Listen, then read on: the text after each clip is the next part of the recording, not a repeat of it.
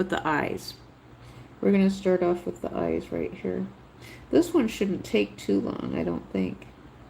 This one should be nice, quick, and easy. So we're going to draw circle 1. We're going to put the eyes together. We're going to draw circle 2. 2 eyes together here just like this.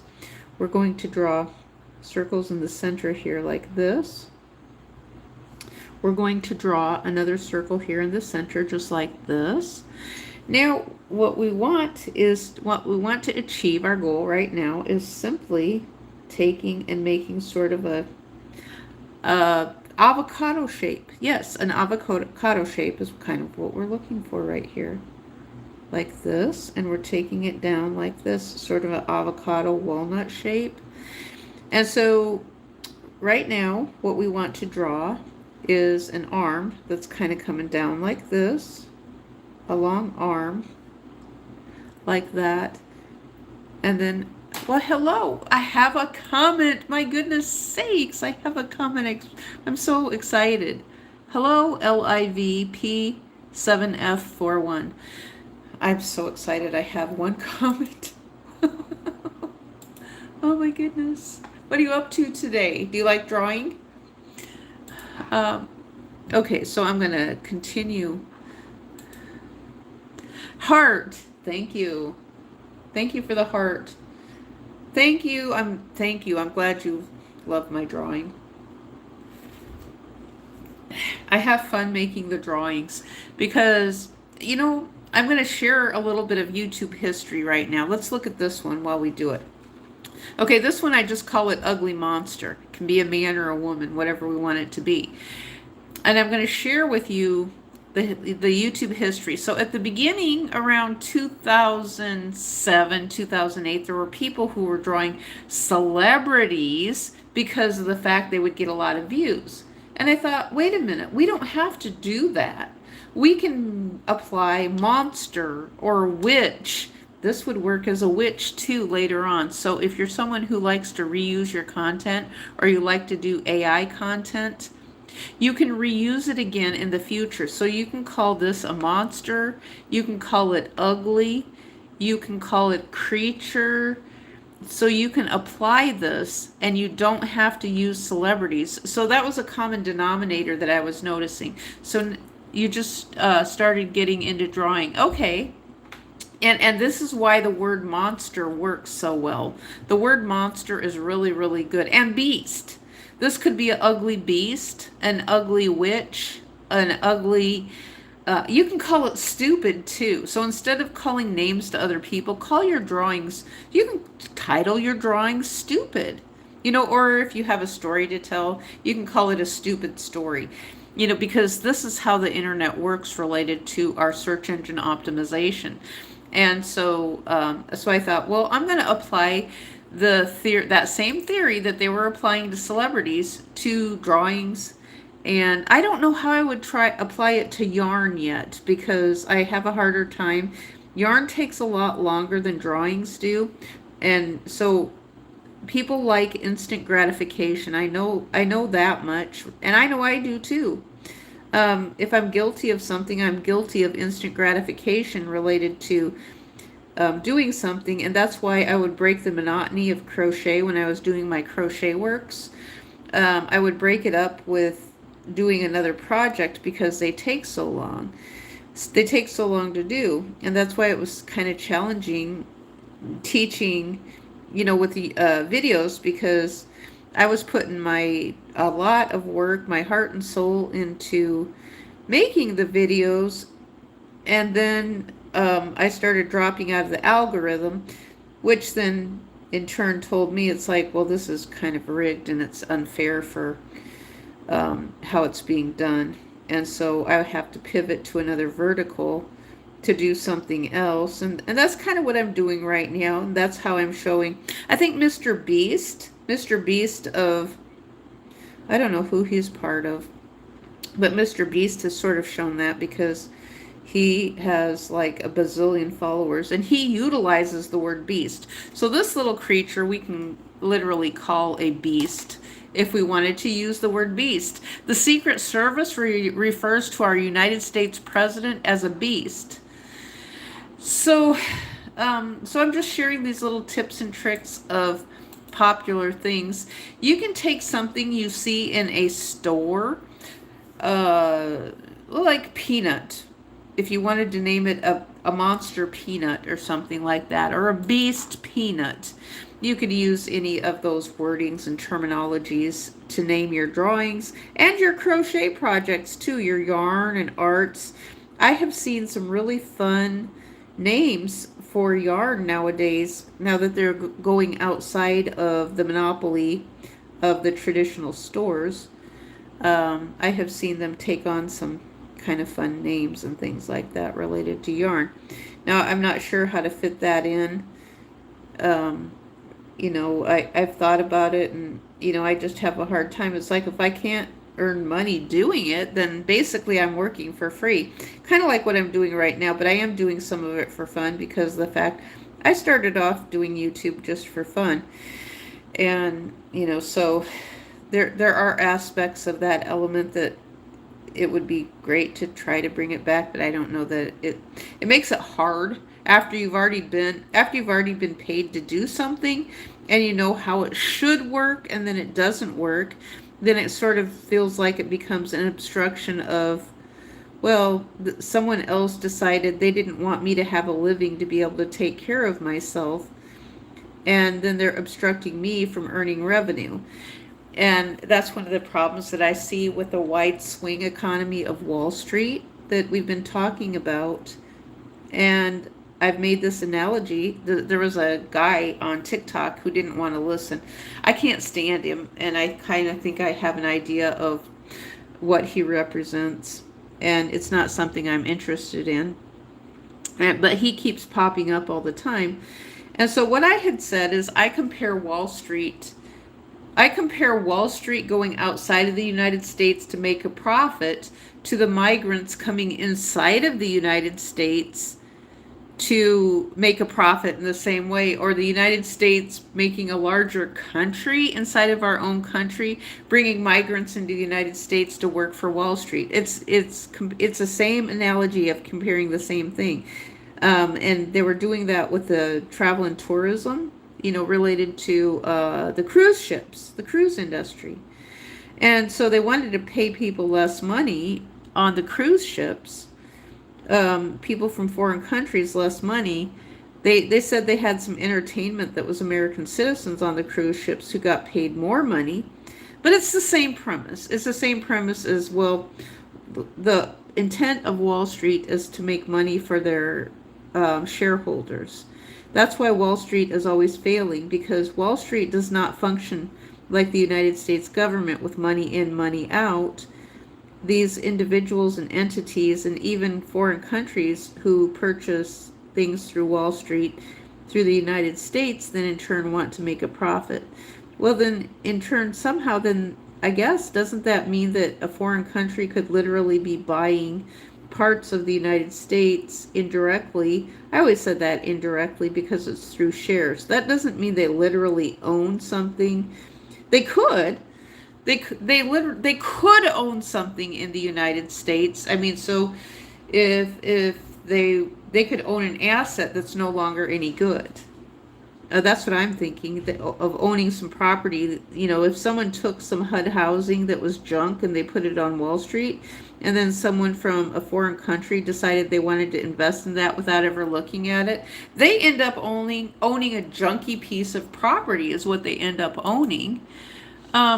You'll be right back. You're cooking breakfast. I dropped that link about the guy getting paid $80K a year. Oh, good. I'm glad you posted that, because I want to see what that is. I mean, is there a way to apply for a job? I know you said you're gone, but is there a way to apply for a job to get the money doing that? There are companies that pay people to stand out in the streets. You can look it up on Google. These companies also pay people to fill up stadiums for TV events. Oh, I have heard of that. What Big Homie is talking about, I have heard of that before.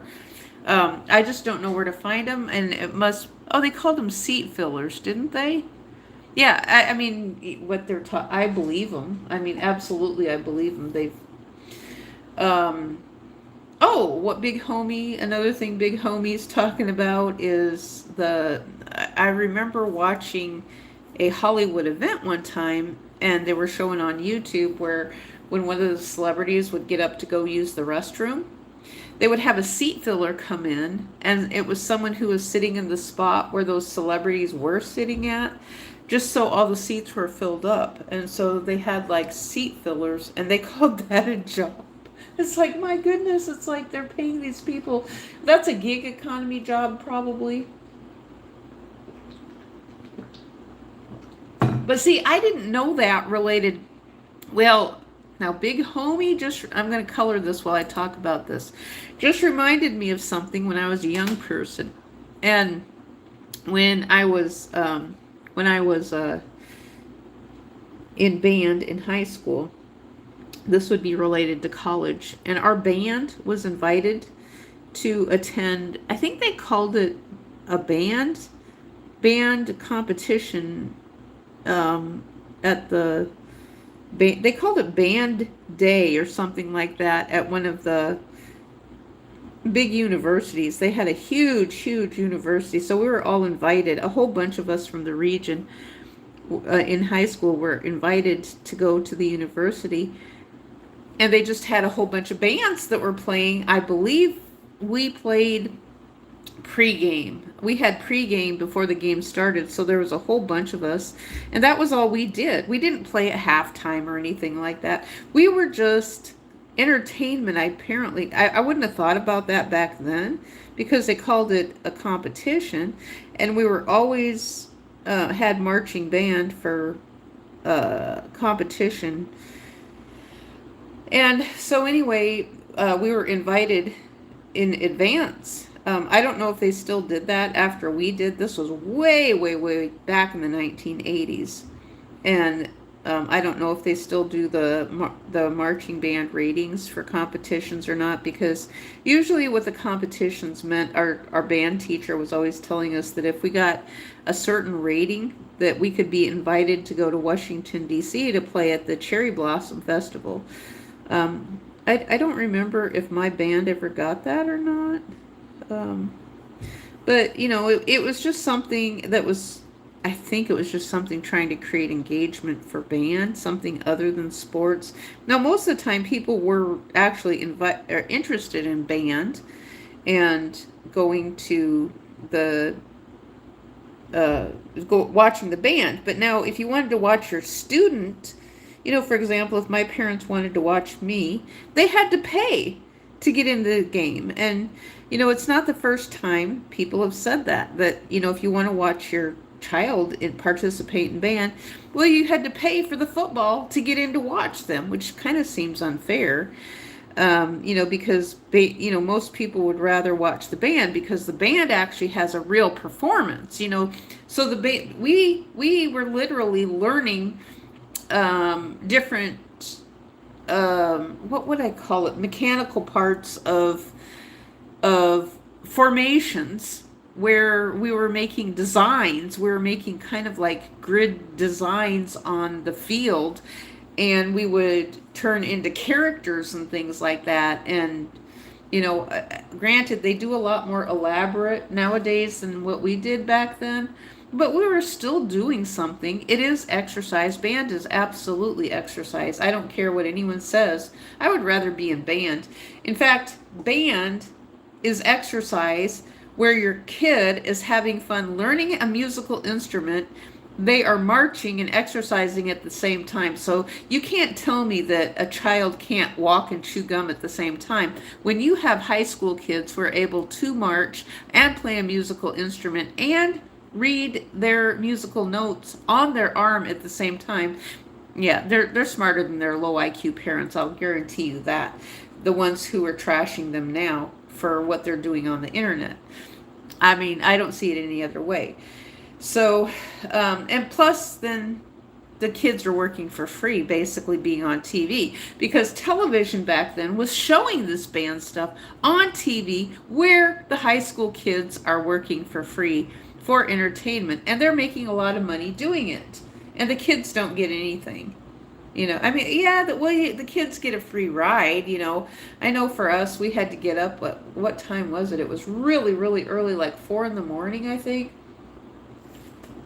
So we didn't even get to spend the night. We didn't get to stay in a hotel or spend the night. We just went. We got up at 4 o'clock in the morning. We rode the bus for 4 hours to the stadium. Then we were there. I think we got there like maybe 8. They said we had to be there by 8, 9 o'clock in the morning, something like that. So did we even get food? I don't remember if we stopped at McDonald's, or usually it was a possible stop, or we took a sack lunch. Because I remember this was a time more of my mom packing me a sack lunch to take with me. And I think that's what we did. So we weren't of the generation which it is now, where they stop at McDonald's and they have these buses, huge buses of band kids stopping at McDonald's now and packing up the whole thing for sports and things like that. That's something I kind of remember going down the interstate, when I was a little bit older and had my own kids. I would always kind of make a joke and say, gosh, I don't want to go where that bus goes, because they're going to be stopping off at some restaurant and we're not going to be able to. Oh, I know when this was in my time when I was a military spouse and we were PCSing, because PCS time would typically come around, it would come around band competition time, sometimes, not all the time, but sometimes. And so you just see these huge buses, or when we were traveling in the summertime too, if he had a little time off.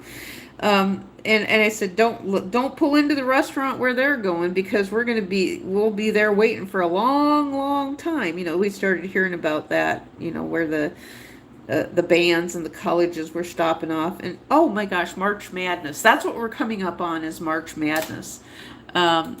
So big, yeah, that's a funny looking character. Yes, it is. Absolutely, it is a funny looking character. Yeah, that's another good word. That's a great word. I mean, we could say he's a funny, cute character.